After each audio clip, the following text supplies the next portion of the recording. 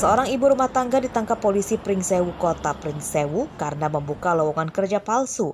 Tersangka bernama Vernia Jurnia Anggraini, warga Desa Wiyono, Kecamatan Gedong Tataan, Kabupaten Pesawaran.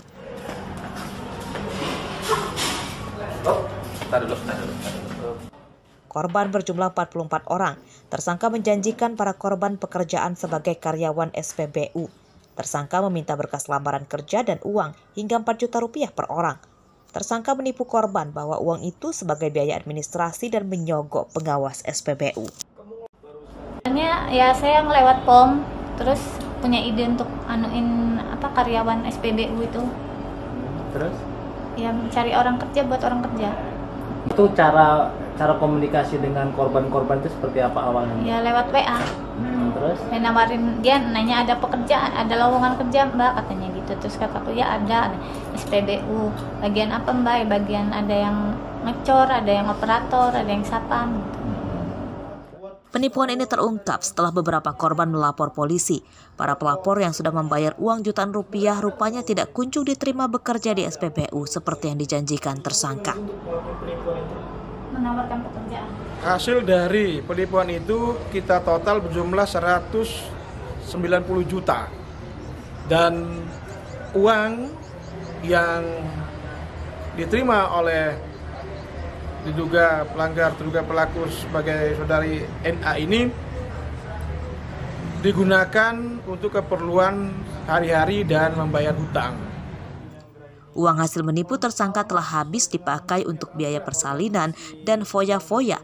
Polisi menyita barang bukti berkas lamaran kerja pelapor dan bukti transfer uang dari korban ke rekening tersangka. Atas perbuatannya, tersangka terancam hukuman 4 tahun penjara. Andri Kurniawan melaporkan dari Pringsewu. Sekarang umurnya 32 tahunan ya?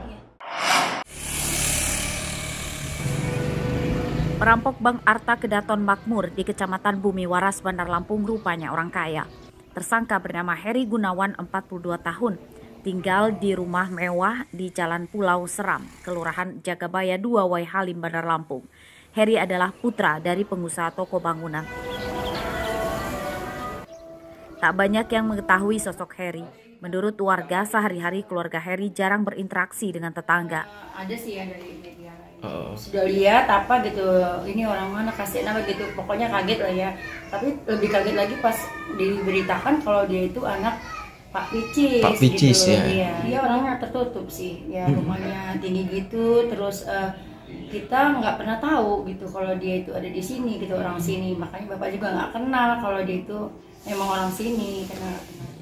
Heri Gunawan ditangkap oleh pegawai bank usai menembak 2 satpam dan seorang pegawai. Hasil penyelidikan polisi, perampok Bank Arta Kedaton Makmur berjumlah 3 orang dan 2 orang kini masih buron. Hasil penyidikan kita menemukan bahwa pelaku perencana adalah tersangka saat ini dan pelaku eksekusi merupakan tersangka saat ini.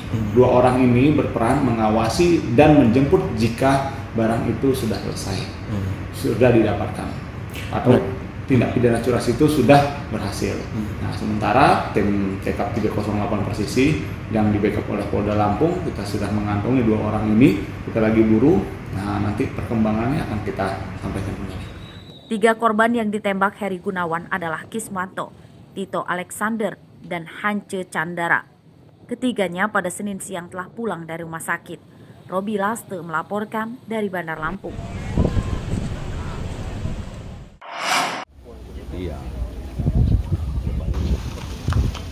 Kebakaran kios BBM yang menewaskan 3 orang di lahan Pekor Waihalim menyita perhatian Wali Kota Bandar Lampung. Senin siang, Wali Kota akan mengevaluasi lagi perizinan bangunan di sekitar lokasi kebakaran sebab lahan itu seharusnya dilarang didirikan bangunan. Kios yang terbakar adalah satu dari puluhan bangunan liar. Wali Kota akan mencari tahu pemberi izin mendirikan bangunan secara ilegal itu. Wali Kota mengklaim telah memberikan bantuan kepada keluarga korban kebakaran. Mereka juga sudah ditawarkan pindah ke Rusunawa milik Pemkot Bandar Lampung.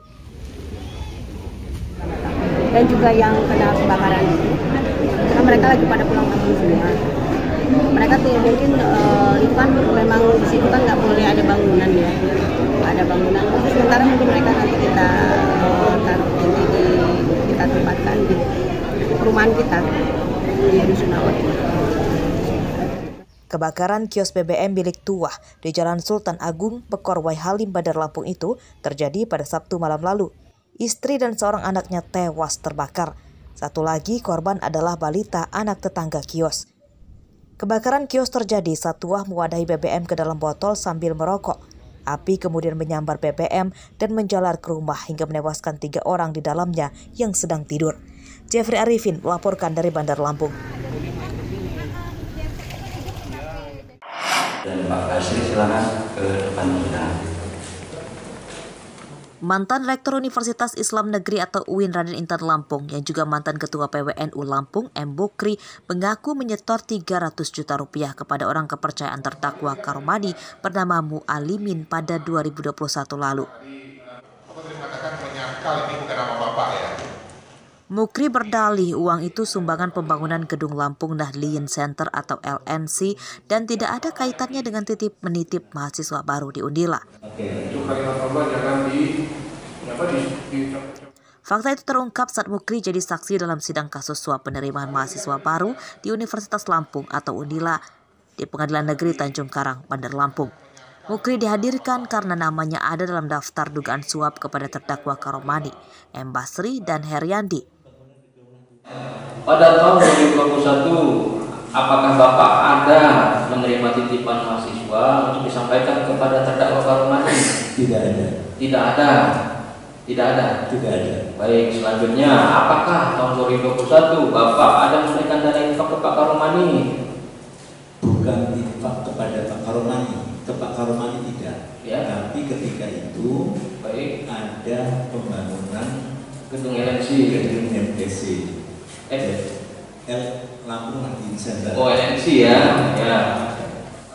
Suap penerimaan mahasiswa baru Unila itu menyeret mantan Rektor Unila Karomani, mantan Wakil Rektor 1 Bidang Akademik Heriandi, dan mantan Ketua Senat Unila Muhammad Basri.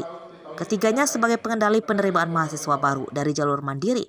Para terdakwa memasang tarif puluhan juta rupiah hingga 300 juta rupiah per orang. Selain untuk pribadi, uang suap itu juga untuk membiayai pembangunan Gedung Lampung Nahdliyin Center. Arsadi Saputra melaporkan dari Bandar Lampung.